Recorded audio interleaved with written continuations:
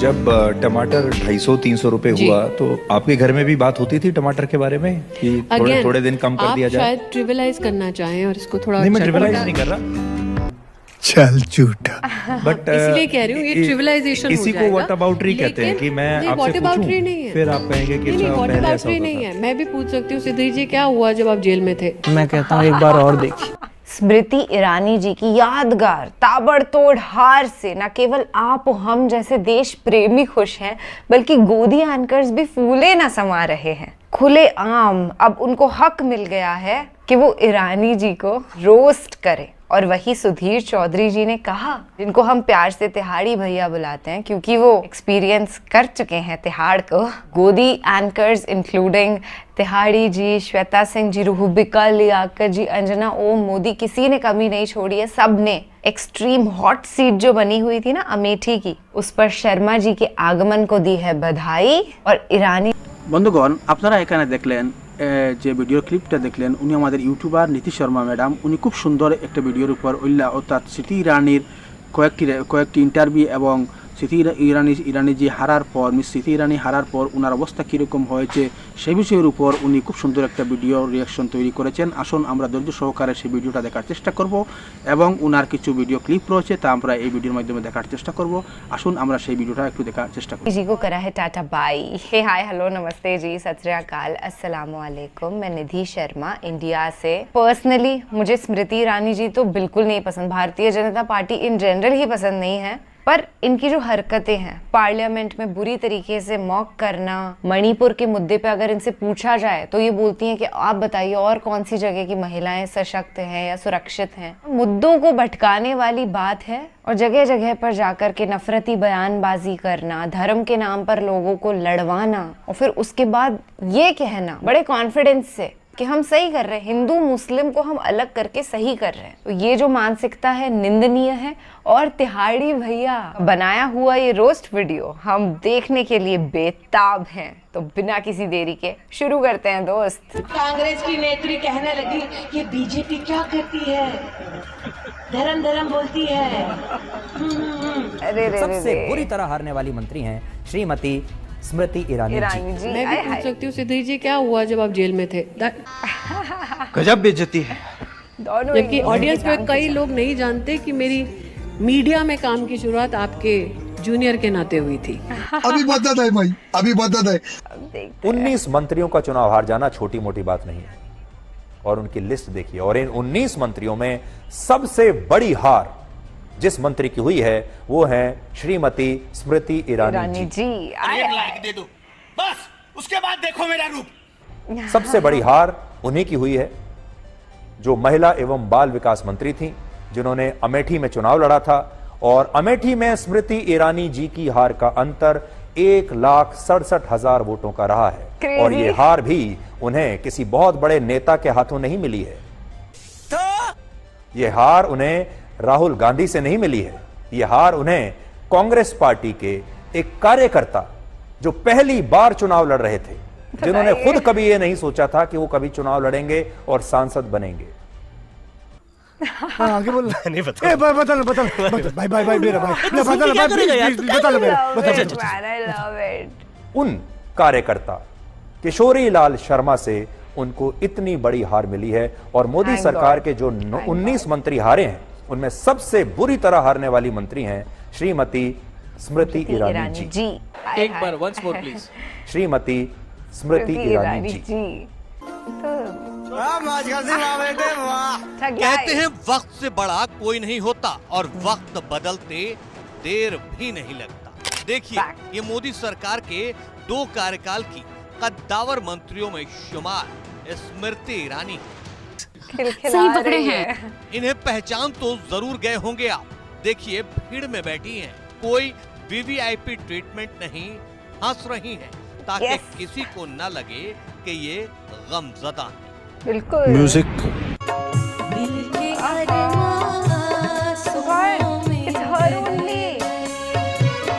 हम सीट पर इस समय मौजूद है जिसे देश की सबसे सुपरहिट सीट माना जा रहा था। अभी इतनी सुपरहिट है कि यहाँ पर वोट पड़ने से पहले ही खानदान का बुरे बिस्तर बांध लिया वोटर। सबसे बुरी तरह हारने वाली मंत्री हैं श्रीमती स्मृति ईरानी जी। पर इस बार की स्थिति बताइए। हालांकि एक पूर्व मुख्यमंत्री कांग्रेस पार्टी के यहाँ पर लगातार दिन रात हैं, अशोक गहलोत, और वो भी जुटे हुए हैं कि स्मृति ईरानी की हार हो जाए। मतलब एक बीजेपी के साधारण कार्यकर्ता को हराने के लिए पूरा खानदान चाहिए, पूरा इकोसिस्टम चाहिए, पूर्व मुख्यमंत्री भी चाहिए। कांग्रेस पार्टी का दावा है कि अब सब ठीक है, बस अमेठी में लड़ना ठीक नहीं, पछतावा कर रहे हैं। साथ में पड़ोस की सीट है, मैं वही तो कह रही हूँ, पड़ोस की सीट है। वो कह रहे हैं गलती कर दी, तो फिर लड़ लेते कर रहे हैं कि मैं कह रही हूँ फिर लड़ ले। क्या गलती? 19 और अब 24 की अमेठी को देखा है। मैं कहती हूँ ना, अगर आपने कह दिया जी कि अब बहुत अच्छे हालात हो गए, वो कहेंगे आप गोदी मीडिया हैं। मैं कहती हूँ आप ना बोलें, आप श्रीमती वाड्रा का वो वीडियो क्लिप निकाल लीजिए। इस इलाके ने उनका क्या बिगाड़ा था बताइए। नहीं, आपने उस दौर का जिक्र किया, इसलिए मैं ये भी पूछूंगी कि 2 बार ऐसा हुआ कि कांग्रेस पार्टी यहाँ से आ रही, लेकिन फौरन उसके बाद जो चुनाव हुआ उसमें वो बाउंस बैक लड़ लेते ना। इस बार नहीं होगा वैसा। मैं तो वही कह रही हूँ, लड़ लेते। उनको खुद भी तो एहसास हुआ होगा कि नहीं जीत पा रहे, इसलिए तो नहीं लड़े। वो तो ये दिखाएंगे ना कि आपको कोई भी आके हरा सकता है। ठीक है, इसका मतलब राहुल गांधी छोड़ के कोई भी हरा सकता है, यही कह रहे हैं कि राहुल गांधी निकम्मा है। मैं अपनी माँ की सीट से जा रहा हूँ, ऐसा है। पहले चुनाव में बोल रहे थे ऐसी बनाएंगे, एक छोर से आलू डालोगे तो दूसरी छोर से सोना निकलेगा। मोदी मेरे शब्द नहीं है, नरेंद्र मोदी जी के शब्द। बीजेपी उगाही पार्टी है। अमित शाह जी ने स्पष्ट रूप से रुबिका जी कहा है सार्वजनिक मंच पर कि 303 सांसदों की पार्टी को इलेक्टोरल बॉन्ड्स के माध्यम से ट्रांसपेरेंटली बैंकिंग सिस्टम के माध्यम से 6000 करोड़ का बॉन्ड मिला, लेकिन जिनकी ताकत 200 की भी नहीं है स्पष्ट रूप से, उनको 14,000 करोड़ रुपया मिला। कि ऐसी कौन सी उगाही कत्ती राहुल गांधी छोड़ गए हैं कि उनके पास 14,000 करोड़ रुपया है। स्मृति जी, आपने कहा कि मरते दम तक, ये आपका अगर बयान सही है, मैं वहाँ गांधी परिवार को अमेठी में जीतने नहीं दूंगी। और ऐसा लगता है कि मेरा प्रकोप ऐसा है इस वचन का कि रायबरेली से भी गायब हो। लेकिन ये ऐसी भावना क्यों? ये गुस्से की है, ये बदले की है, ये द्वेष की है। ऐसा है, मैं ऐसी भावना इसलिए कह रही हूँ रुबिका जी, अगर आपने 4 लाख गरीब औरतों को अंधेरे तलाशते हुए देखे कि वो खुले में शौच कर सके उस इलाके में जहाँ 50 साल इस खानदान ने राज किया हो, आपको भी उतना ही गुस्सा आएगा जितना कि मुझे। वहाँ पर पहला CT स्कैन का मशीन मोदी सरकार लाई, पहला डायलिसिस का सेंटर मोदी सरकार लाई, पहला ब्लड बैंक मोदी सरकार लाई, पहला पासपोर्ट का ऑफिस मोदी सरकार लेके आई।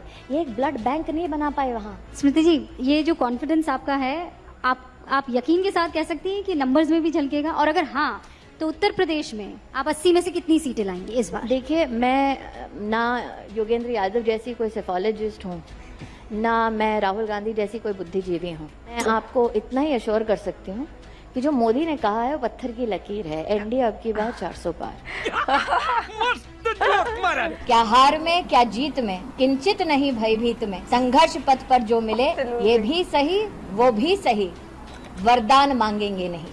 आए हाय, मजा आया, बहुत मजा आया। ऐसे ही स्मृति ईरानी जी, आप हारते रहिए, हमें अच्छा लगेगा। अहंकार जो है ना इनका, बहुत सर चढ़कर के बोल रहा था, चिल्ला चीख रहा था। बुरा लगता है देख करके कि देश पर बड़ी इन्फ्लुएंस रखने वाले ये राजनेता जब कोई धार्मिक दंगों की, उनको भड़काने की बात करते हैं। पहले तो इनको शिक्षा मंत्री बना दिया था, किस हक से भाई? खुद तो बस 12वीं पास हैं और देश की एजुकेशन को संभालेंगी। सोच समझ के तो डिपार्टमेंट देना चाहिए ना। पर जो शासन करने वाले प्रधानमंत्री हैं वो खुद ही पढ़े लिखे नहीं हैं, तो वो अपने जो मंत्रीगण हैं उनका क्या सही चुनाव करेंगे? एक बात कॉमन रही स्मृति ईरानी जी और मोदी जी के बीच में कि आफ्टर रिजल्ट्स ये एक्स्ट्रा खुश हो कर दिखा रहे हैं। मोदी जी इतना स्माइल कर रहे थे, इनफैक्ट हंस भी रहे थे, जबकि वहां पे कोई जोक्स भी क्रैक नहीं हुए थे। ही वॉज प्रिटेंडिंग कि वो बहुत ही हैप्पी हैं, जबकि अफसोस साफ उनके चेहरे से टपक रहा था। और यही हाल स्मृति ईरानी जी का भी है। खैर, भारत की राजनीति हमें सही डायरेक्शन में जाती हुई, चेंज होती हुई, पॉजिटिवली चेंज होती हुई दिखाई दे रही है और इस कारण हम बहुत खुश हैं। यही कामना करते हैं कि हमारे देश का भविष्य उज्जवल हो और कम पढ़े लिखे लुटेरे लोग गद्दियों पर राज करने ना बैठे। ख्याल रखिएगा अपना और अपने सभी घर वालों का। खुश रहिएगा और ऐसे ही सच के साथ खड़े रहिएगा। सत्यमेव जयते। जय हिंद। তো বন্ধুগণ, আপনাদেরকে অসংখ্য অসংখ্য ধন্যবাদ সম্পূর্ণ ভিডিওটি দেখার জন্য।